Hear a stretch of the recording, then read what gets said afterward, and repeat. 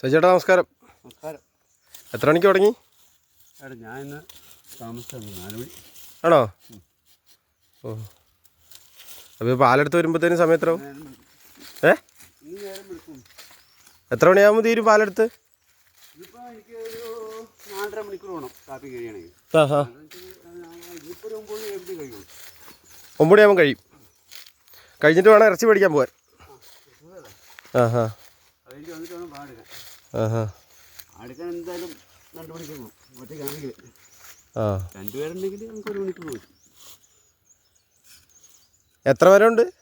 450. ഇനി എത്ര എണ്ണം വെട്ടാനുണ്ടാവും ഏകദേശം? ഇനി ഒരു 70 എത്ര? 70. അപ്പോൾ ഒരു 3/4 മണിക്കൂർ കൊണ്ട് തീരും ഇല്ലേ? തണുപ്പായാലും നല്ല പാലുണ്ടല്ലേ? പാടുകയാണെങ്കിൽ പക്ഷേ പെട്ടെന്ന് മരിച്ചു പോകുന്ന പേടിയില്ല. തണുപ്പ് കൂടുമ്പോൾ 1.5 ഇടം വെട്ടിയാലും 1.5 വെട്ടിയാലും ആദായം കിട്ടുള്ളൂ ശരിക്കും. ഈ തണുപ്പുള്ളതുകൊണ്ട് വീഴ്ച നിൽക്കുന്ന താമസമാണ്.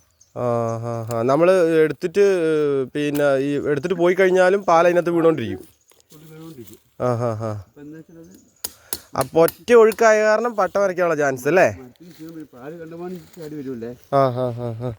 ഉടമസ്ഥന് ആദായം കിട്ടുന്നത് ശരിയാണ്. അതെ അതെ അതെ. പക്ഷേ അത് പാലിൻ്റെ BRS കുറവായിരിക്കും, കൊഴുപ്പ് കുറവായിരിക്കും പാലിന്. അപ്പം ഷീറ്റ് തൂക്കം ഉണ്ടാവില്ല.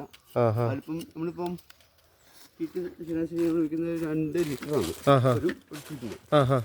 അപ്പോൾ ഇത് 2.5 ലിറ്റർ ഒഴിച്ചാലും ആ ഷീറ്റിന് തൂക്കം ഉണ്ടായി വരിക. അപ്പോൾ അതിങ്ങനെ കൊഴുപ്പില്ലാണ്ട് പിന്നീട് അങ്ങോട്ട് ചിലപ്പോൾ നമ്മളെ പിന്നീട് വരുന്ന ദിവസങ്ങളിൽ ഇതിനനുസരിച്ച് ശക്തമായ കുറവും വന്നേക്കാം. പാൽ കുറവ് വരും. ഇപ്പം റബ്ബർ മുകളിലേക്ക് നോക്കി റബ്ബറിൽ ഇലയില്ല. ഇല പോയിക്കൊണ്ടിരിക്കും. ഈ സീസൺ ഇതിപ്പോൾ ഇല പോയി കഴിഞ്ഞാൽ ഈ സമയത്തും പാല് ചാടും. ഞാൻ ഇപ്രാവശ്യം ഒരാളോട് ഇങ്ങനെ സംസാരിച്ചപ്പം ഞാൻ പറഞ്ഞു ഈ കാലാവസ്ഥ ഇപ്രാവശ്യം നല്ല മഴ കിട്ടിയില്ലേ ലാസ്റ്റ് ഘട്ടം വരെ. അപ്പം ഞാൻ പറഞ്ഞു ചേട്ടാ ഈ പ്രാവശ്യം പിന്നെ പാല് കൂടുതലുണ്ടാവും, നല്ല മഴ കിട്ടിയില്ലേ, നല്ല തണുപ്പില്ലേന്ന് ചോദിച്ചു. അന്നേരം മൂപ്പർ എന്നോട് പറഞ്ഞു നല്ല സന്തോഷമായി, അത് ഇല പോയി കഴിഞ്ഞിട്ടുണ്ടെങ്കിൽ പിന്നെ പാലുണ്ടാവില്ല എന്ന് പറഞ്ഞു. അപ്പം ഞാൻ നേരെ തിരിച്ചു ചിന്തിച്ചു ചേട്ടാ, ഇല എന്തായാലും ഇപ്രാവശ്യം പാല് കൂടുമെന്ന്. ഭൂമിക്ക് നേരെ നല്ല തണുപ്പല്ലേ ഇപ്രാവശ്യം, മഴ കിട്ടിയില്ലേ ലാസ്റ്റ് ടൈം വരെ. നമുക്ക് ഇപ്പം ഈ സീസണിലും ഇതിന് മുമ്പ് സീസണിലും നല്ല ഇല വന്നായിരുന്നു. നമുക്ക് ശരാശരി ഇപ്പം ഈ ഡിസംബർ ജനുവരിയിലാണ് ഇല പൊഴിഞ്ഞു പോയിട്ട് പുതിയ ഇല വരിക. അപ്പം കുറേ കാലങ്ങൾ കൂടിയിട്ട് ഈ കഴിഞ്ഞ സീസണിലും 2 സീസണിലും നല്ലോണം ഇല വന്നിരുന്നു മരത്തിന്. പക്ഷേ ഈ കനത്ത മഴ മൂലം ഇല മുഴുവൻ പൊഴിഞ്ഞു പോയി. ചീക്ക് പോലെ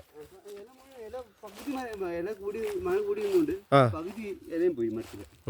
അപ്പം എന്ത് സംഭവിച്ചെന്ന് റബ്ബർ ഇലയുണ്ടെങ്കിൽ ഇത് ആദായമുള്ളൂ. റബ്ബർ ഇല ഉണ്ടെങ്കിൽ ഇത് പാല് ഉൽപ്പാദനം കൂടുതലുണ്ടാവുള്ളൂ.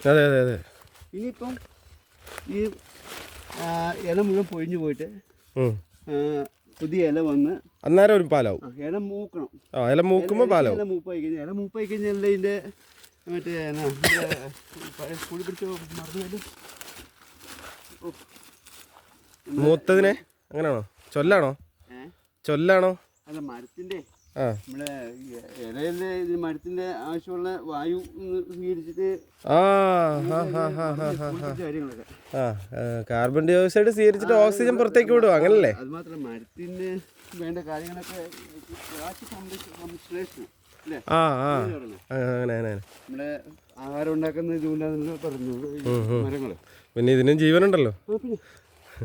അപ്പോൾ എന്താണെന്ന് വെച്ചാൽ ഇല മൂത്ത് കഴിഞ്ഞാൽ അതൊക്കെ നടക്കുള്ളൂ. അപ്പോൾ അങ്ങനെയാണെന്ന് വെച്ചാൽ അന്നേരം കൂടുതൽ ഉൽപ്പാദനം ഉണ്ടാവും. പക്ഷേ അടുത്ത മഴക്കാലത്ത് വീണ്ടും കനത്ത മഴയാണെങ്കിൽ ഇല വീണ്ടും പോകും. നമുക്ക് ഇല ഉണ്ടെങ്കിൽ മരത്തിൽ ഇല ഉണ്ടെങ്കിൽ നമുക്ക്. അപ്പോൾ പാല് എടുക്കാൻ വേണ്ടിയിട്ട് നമ്മൾ ചേട്ടൻ തന്നെ എടുക്കുന്നേ? വൈഫ് വരും. ഞാൻ സാറിന് ഇതിൻ്റെ അപ്പോൾ ഒരു 11:30 അടിക്കാൻ പറ്റുമോ ഷീറ്റ്? താമസിക്കും. അല്ല, അപ്പോൾ എപ്പോഴാണ് ഇറച്ചി മേടിക്കാൻ പോവാ? ഇന്ന് ആവശ്യം പോലെ ഉണ്ടാവും അല്ലേ?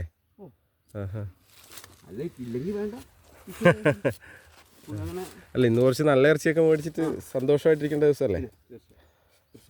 എന്നാൽ ആയിക്കോട്ടെ. Happy Christmas. Happy new year. Happy new year. Okay guys.